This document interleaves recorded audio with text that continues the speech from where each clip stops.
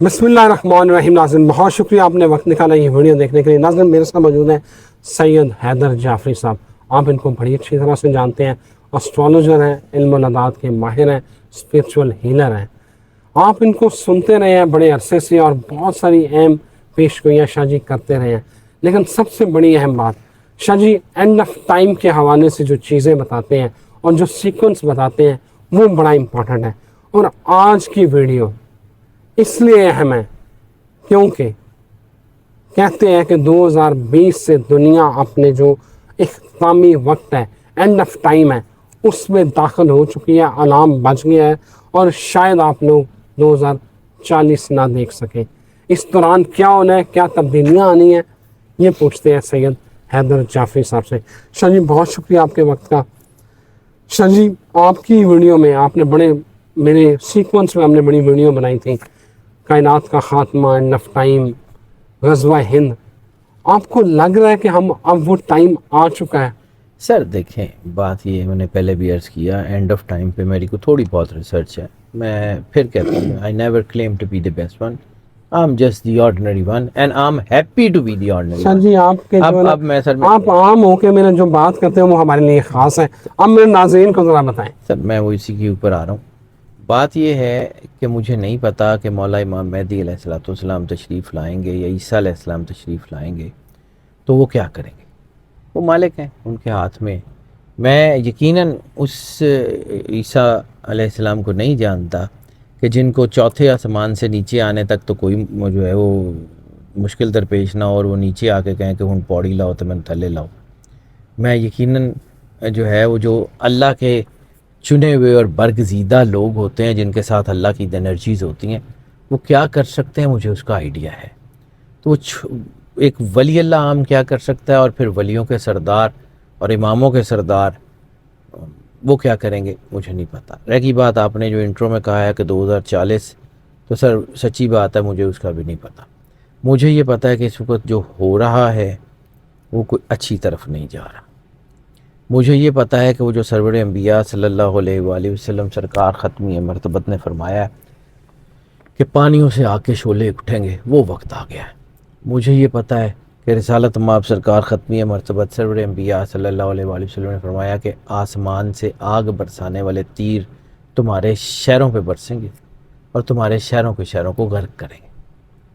ہو سکتا ہے ballistic missiles کی طرف اشارہ ہو. آگ برسانے والے تیر تو وہی ہیں. اب رہ گیا بات کہ جی 2040 تک کیا ہونا ہے, تو سر مجھے تو یہ نہیں پتا, لیکن 2027 تک کیا ہونا ہے اس کا مجھے آئیڈیا ہے.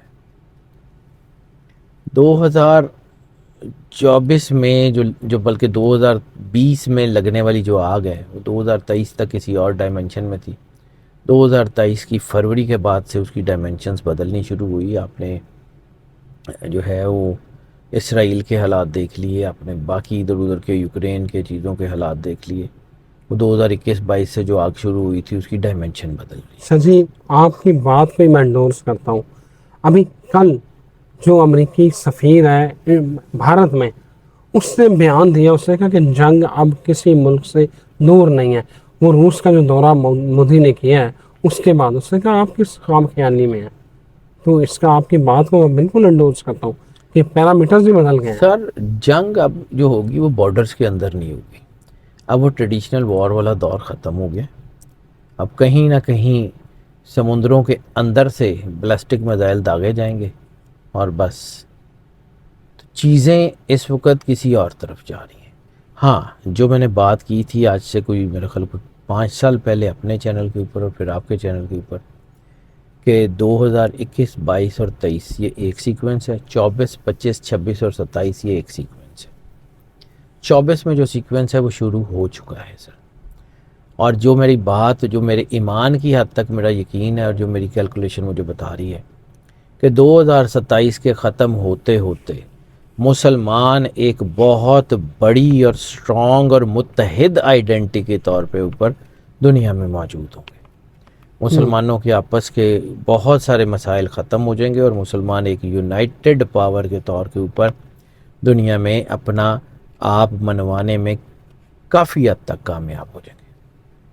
وہ جس ایشیا کی صدی کا ذکر سخی سلطان بہو نے کیا ہے, وہ جس ایشیا کی صدی کا ذکر جو ہے وہ مختلف اولیاء کی کتابوں میں ملتا ہے، وہ ہو کے رہنا ہے۔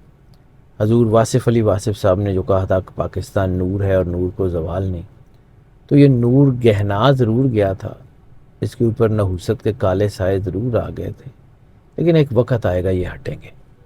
صوفی برکت علی لدھیانوی رحمۃ اللہ علیہ بہت بڑے سینٹ ہیں، اور جو انہوں نے کہہ دیا وہ یقیناً حق ہے، اور انہوں نے ہو کے رہنا ہے۔ پاکستان کی ہاں میں دنیا کی ہاں، پاکستان کی نہ میں دنیا کی نہ ہوگی۔ اقوام عالم کے فیصلے یہاں ہوا کریں گے۔ وہ وقت آ گیا ہے۔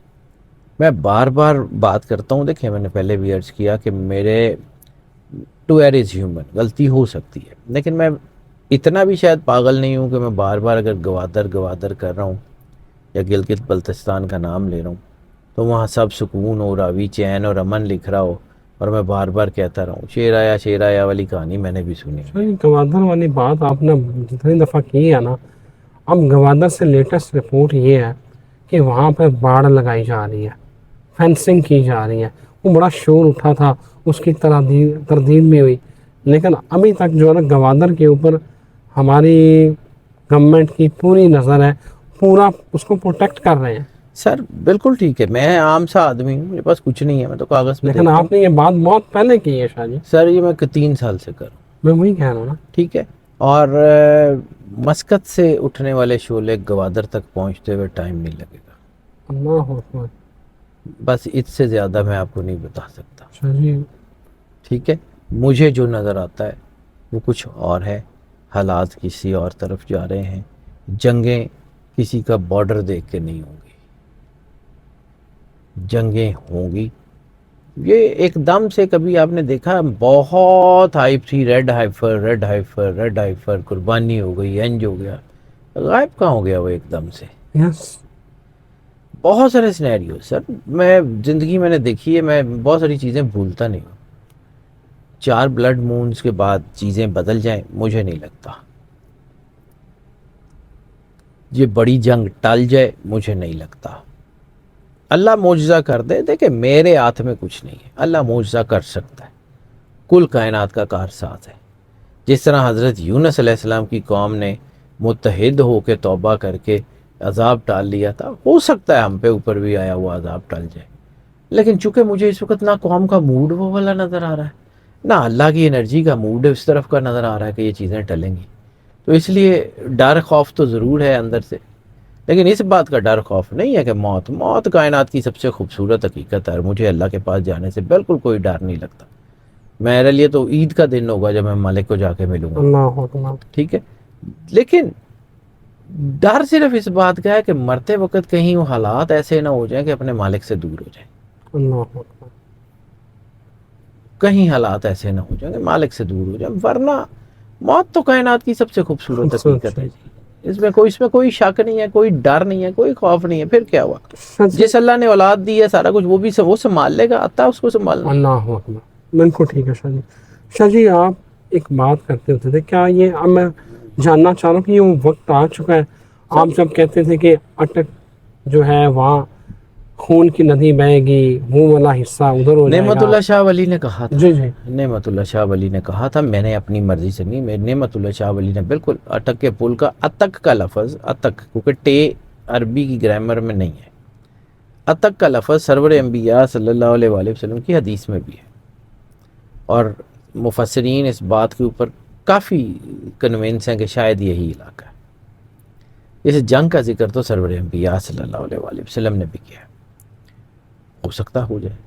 اب یہ جنگ کے 2 سینیریوز ہیں، میں سینیریوز کی بات کرتا ہوں، مجھے نہیں بالکل شاہ جی، پتا۔ اگر اٹک کے پل پہ جنگ ہونی ہے تو یا پنجاب آپ کے ہاتھ میں نہیں ہے یا کے پی کے آپ کے ہاتھ میں نہیں ہے، تو جو حالات ہو رہے ہیں یا جو کچھ سازش کی جا رہی ہے پاکستان کے ٹکڑے کرنے کی، اگر اللہ نہ کرے وہ کامیاب ہو جاتی ہے، جس کے چانسز مجھے 5-7% سے زیادہ نہیں نظر آ رہے، لیکن اگر ایسی کوئی سازش کامیاب ہو جاتی ہے اور پاکستان کے ٹکڑے ہو جاتے ہیں تو سر پھر وہ تباہی جنم لے گی کہ کسی کے پاس کچھ نہیں بچے گا، پھر نہ بندوقیں بچیں گی اور نہ کوئی اور چیز بچے گی، کائنات کی طرف سے سمجھ لیں کہ وہ آغاز ہوگا کسی نہ کسی غلط طرف کا. لیکن میں پھر کہہ رہا ہوں اللہ اس سے اپنی پناہ میں رکھے. آمین آمین. میری کیلکولیشن میں وہ 5 سے 7% سے زیادہ نہیں ہے. سر جی کشمیر کے اندر اب جو حالات بن رہے ہیں، جو سینیریوز بن رہے ہیں، دیکھیں ڈوڈا میں ان کے فوجی مارے جا رہے ہیں، حملے ہو رہے ہیں، انڈیا کی جو سچویشن ہے اس کو دیکھیں تو آپ کو لگ رہا ہے کہ انڈیا شاید اپنی خفت مٹانے کے لیے پاکستان کے اوپر کوئی... سر میں نے بار بار عرض کیا کہ پاکستان انڈیا بارڈر آؤٹ ہو سکتا ہے. میں نے بار بار عرض کیا پاکستان چائنا بارڈر آؤٹ ہو سکتا ہے. میں نے بار بار عرض کیا پاکستان ایران بارڈر آؤٹ ہو سکتا ہے. تینوں چانسز ہیں. اور گلگت بلتستان سے جو آگ اٹھے گی نا اس میں چائنا انوالو ہوئے بغیر نہیں رہ سکے گا. چائنا اس میں انوالو ہوئے بغیر نہیں رہ سکے گا. میں بڑا سوچ سمجھ کے لفظ بولتا ہوں. مجھے بہت ساری چیزوں سے ڈر لگتا ہے سر.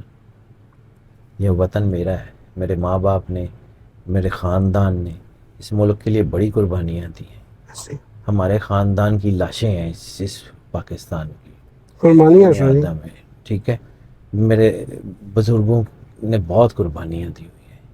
ہمارے خون میں ہمیں پیدا ہونے کے بعد اسلام کے بعد جو پہلی کتاب پڑھائی جاتی ہے نا وہ حب الوطنی کی پڑھائی جاتی ہے. رسالت مآب کی حدیث میں بھی ایک ہے. ٹھیک ہے ملت اسلامیہ کا کوئی وطن نہیں، ٹھیک ہے اس میں کوئی شک نہیں، لیکن سرور انبیاء کی حدیث میں ایک جگہ حریت کے ضمن میں جو ہے وہ حب الوطنی کا ذکر ہے کہ اپنے وطن سے محبت جو حریت کی نشانی ہے.